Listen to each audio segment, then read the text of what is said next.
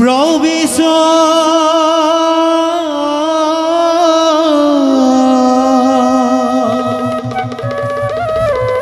করুত কৃষ্ণ কাম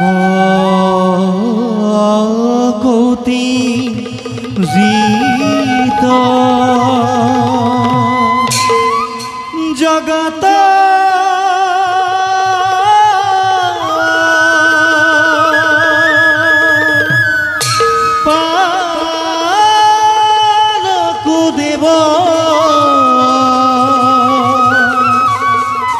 সাধু বান্ধব সাধু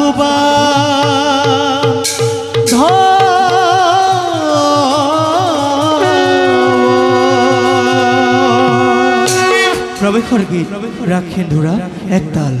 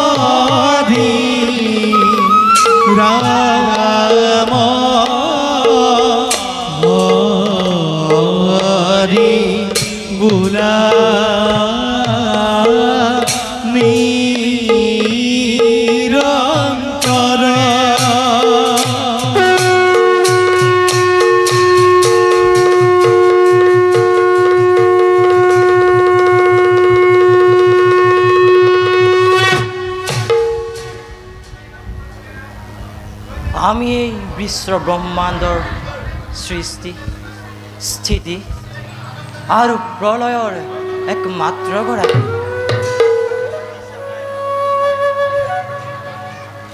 আমাৰ নিৰ্দেশতেই ব্ৰহ্মা শিৱ আৰু দেৱতা মণ্ডলীয়ে নিজ নিজ কৰ্মক্ষেত্ৰত ব্ৰতী হৈ আছে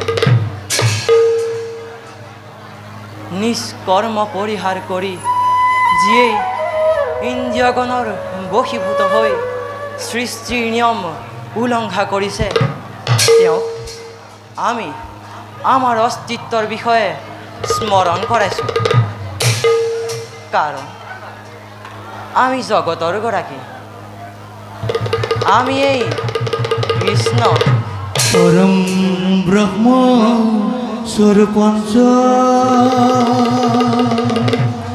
বেদ গৰ্ভ জগৎময়ী ঈশ্বৰস্তুমহং বন্দে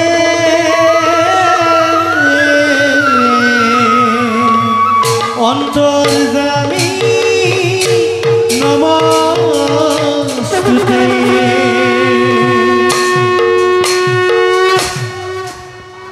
যাও এবে আমি নিষ্কৰ্তব্যত হওঁ অৱতাৰ।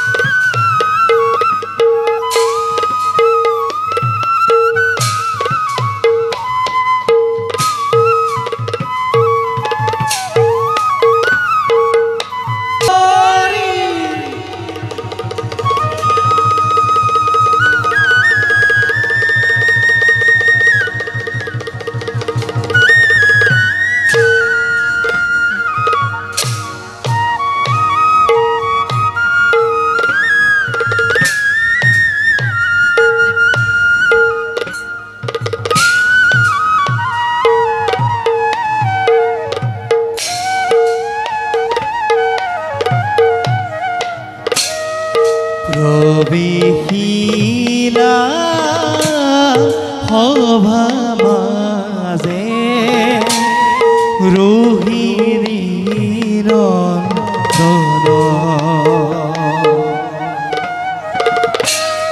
গহীন গম্ভীৰে চলে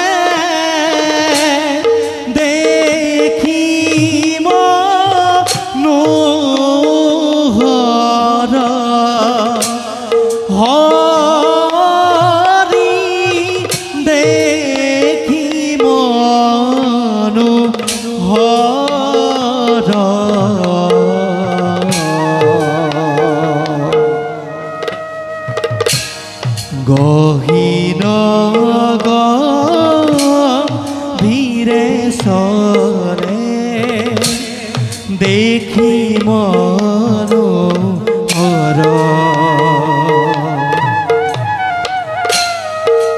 এহি মতে পাইৰা গয়া সভাৰ ভিতৰ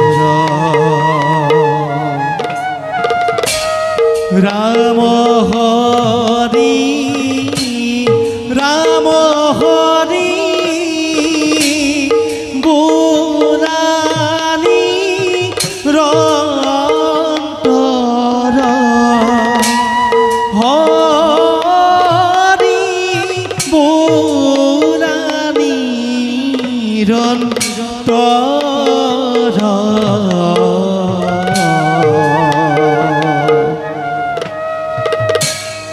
ৰাম হৰি ৰাম হৰি বুলানি ৰন্তৰ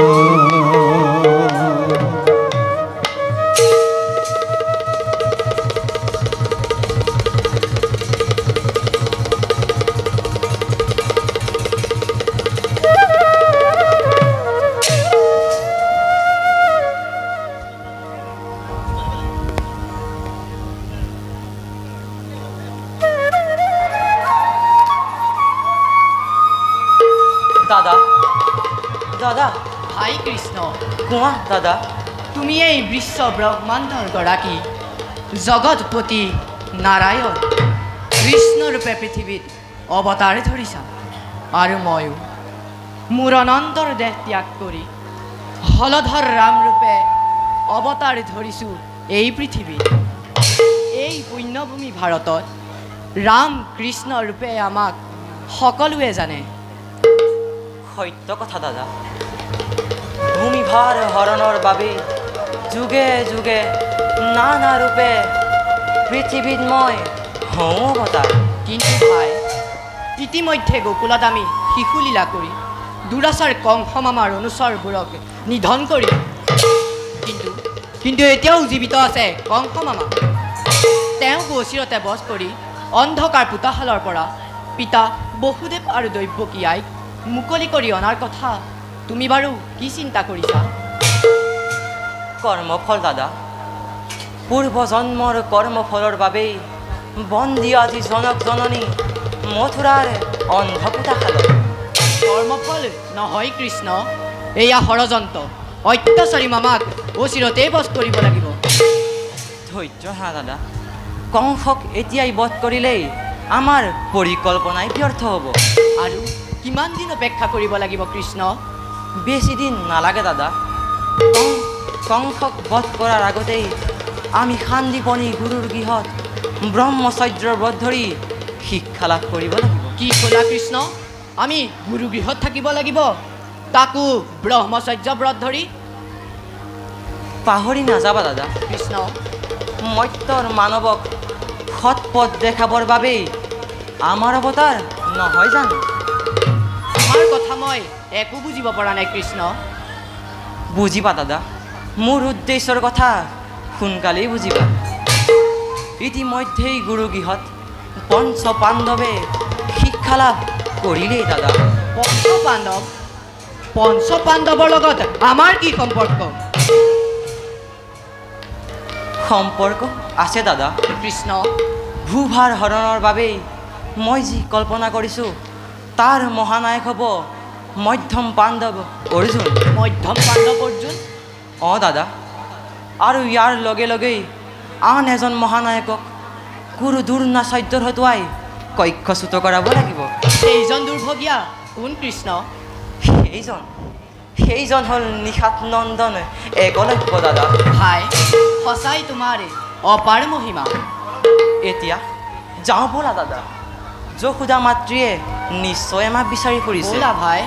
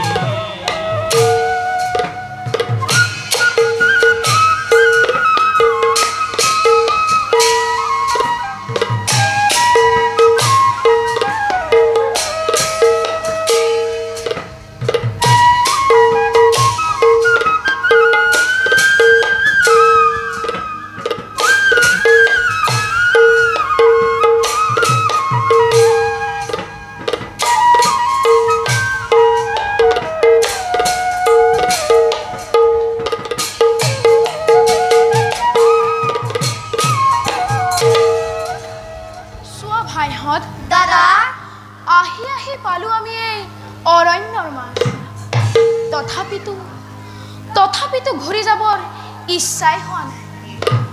কিমান যে ধুনীয়া এই বন, মন প্ৰাণ হৰিণী নহয়নে ভাইহঁত? হয় ভাই, চাৰিওফালে ফলে ফুলে জাতিষ্কাৰ হৈ সৌন্দৰ্য বঢ়াইছে।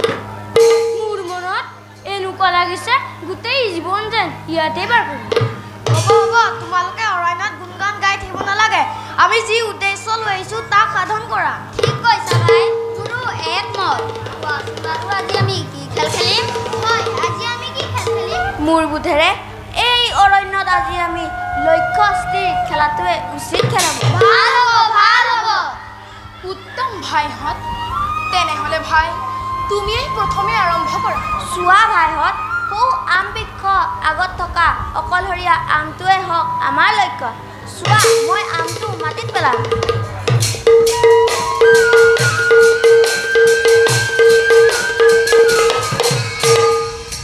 তুমি নোৱাৰিলা ভাই, এইবাৰ মই মাৰিম। সৌ যেন গছৰ ডালত পৰি থকা অকণমানি চৰাইটো দেখিছা? মই তাৰ একেপাত সৰেৰে মই মাটিত পেলাম। চোৱা, ৰ'বা ৰ'বা, তুমি চৰাই দেউকা পাছতো ভাঙিব পাৰিবা। তুমি কি কৰিব পাৰিবা কোৱাচোন নিশাত? মই সৌ যে হৰিণাটো দেখিছা? একেবাৰ সৰৰে মই মাৰিব পাৰিম। হ'ব হ'ব, তুমি সেই নিৰীহ জীৱটো বধ কৰিব নালাগে। তুমি কি কৰিব পাৰিবা কোৱাচোন ভাই? মই সৌ যে আকাশত উৰি যোৱা চৰাইক দেখিছা? দেখিছো। তাৰে এটা চৰাই মই একেবাৰ সৰৰে মাটিত পেলাম। চোৱা, হ'ব ৰ'বা, বাৰু কোৱাচোন ভাই, তুমি মাটিত পেলাব খোজা চৰাইটো পুনৰ আকাশত উৰা কৰিব পাৰিবানে? সেইটো অসম্ভৱ কথা। নিশাত তুমিয়ে কোৱাচোন, তুমি বধ কৰিব খোজা হৰিণাটো পুনৰ জীৱন দিব পাৰিবানে? জীৱন দান দিবলৈ মই কিবা ভগৱান নেকি? ভগৱানেহে মৰা বস্তু পুনৰ জীয়াব পাৰে। যদি সৃষ্টিয়ে কৰিব নোৱাৰা, তেন্তে ধ্বংস কৰাৰ অধিকাৰো আমাৰ নাই। তেনেহ'লে যদি ধনুবিদ্যা মানে ধ্বংস হয়, তেন্তে এই শিক্ষাৰ কোনো প্ৰয়োজন নাই। তেনেহ'লে তুমি ধনুবিদ্যা নিশিকা? শিকিম। মই এনেকুৱা ধনুবিদ্যা শিকিব বিচাৰোঁ যাৰ দ্বাৰা ভগৱানৰ সুন্দৰ সৃষ্টিক ধ্বংসৰ পৰা ৰক্ষা কৰিব পাৰি। তোমাৰ এই মহান উদ্দেশ্য ভগৱানে পূৰ্ণ কৰক। ভগৱানে পূৰ্ণ কৰক। কিন্তু গুৰুবিনে যে শিক্ষা নহয়, মই তাকেহে চিন্তা কৰিছোঁ।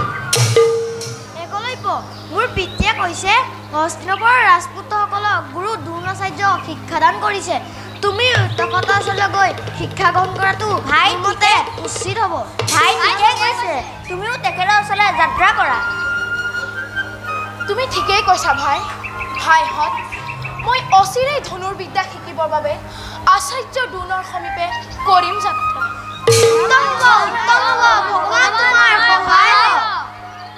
ধন্যবাদ ভাইহঁত। ব'লা এতিয়া আমি নিজ নিজ গৃহলৈ যাত্ৰা কৰোঁ। ব'লা একলব্য।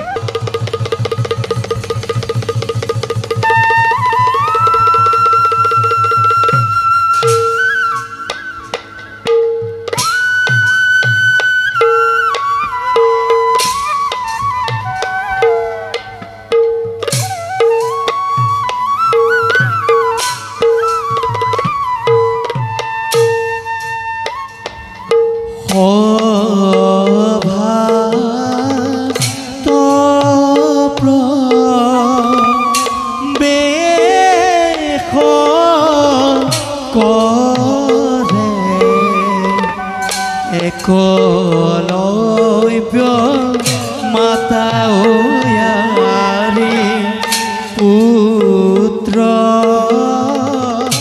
ৰকা ৰনে হয় মনে বহু চিন্তা ওয়ারে পুত্র রকা রণে হয়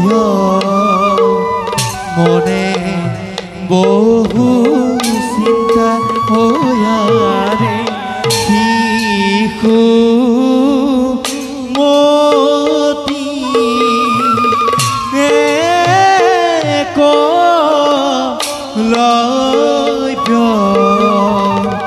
ঘুরে বনে বনে ওয়ারে রাম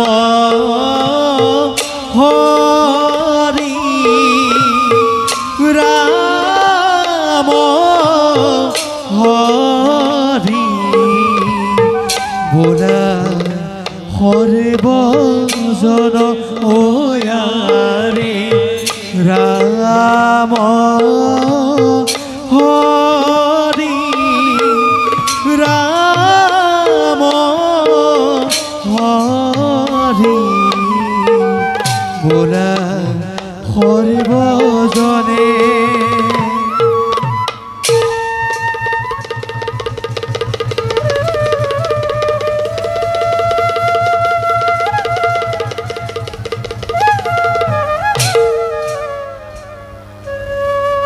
ধনুবিদ্যাৰ বাবে মোৰ পুত্ৰ একলব্য অতিকে ব্যাকুল পুৱাই হাতত ধনু লৈ ঘূৰি ফুৰে সৌ অৰণ্যৰ মাজত হে প্ৰভু দয়াময় কিয় কিয় তুমি মোৰ পুত্ৰকে এনে মতি দিলা নাই নহয় সি ঠিকেই কৰিছে হে প্ৰভু আপোনাৰ চৰণত মই কৰজোৰে কৰিছোঁ কাকতি মোৰ পুত্ৰক এনে শক্তি দিয়ে যেন মোৰ পুত্ৰ অদ্বিতীয় বীৰ হয়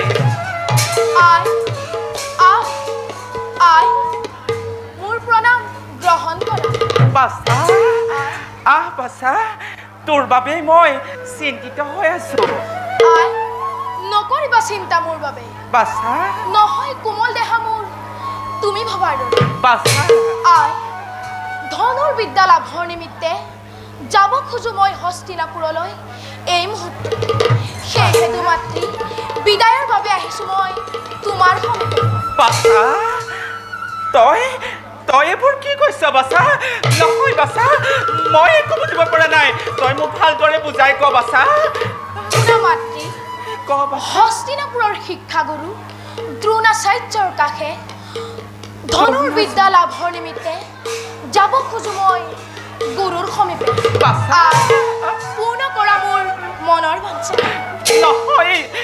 নহয় বাছা তই ধনুবিদ্যাৰ কাৰণে যাব নালাগে বাছা শুন বাছা আমি একেবাৰে নিস্কুলত জন্ম আৰু তয়ো নিস্কুলতে জন্ম সেইবাবে বাছা দ্ৰোণাচাৰ্য জানো তোক ধনুবিদ্যা প্ৰদান কৰিব বাছা নিস্কুলত জন্মৰ বাবে যদি ঘৃণা কৰে মোক তেন্তে নকৰো অলপো আক্ষেপ তাৰ বাবে তুমিও অকণো নকৰিবা আক্ষেপ আশীৰ্বাদ দিয়া যাওঁ মই হস্তিনাপুৰলৈ যা বাছা যা প্ৰাণ ভৰি মই তোক দিছোঁ আশীৰ্বাদে তোৰ যেন মনোবাঞ্ছা ভগৱানে পূৰ্ণ কৰিব ধন্য হলো মই মনত লাগিছে মোৰ অপাৰ আনন্দ দিয়া মোক চৰণৰ ধূলি শিৰে তুলি মাতৃপদৰেনো কৰ্তব্যত হওঁ অগ্ৰসৰ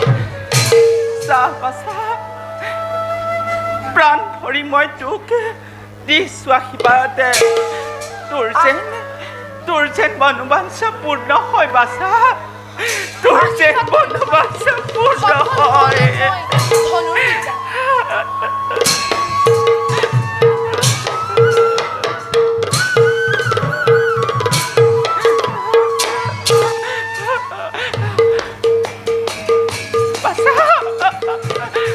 বাছা বাছা কি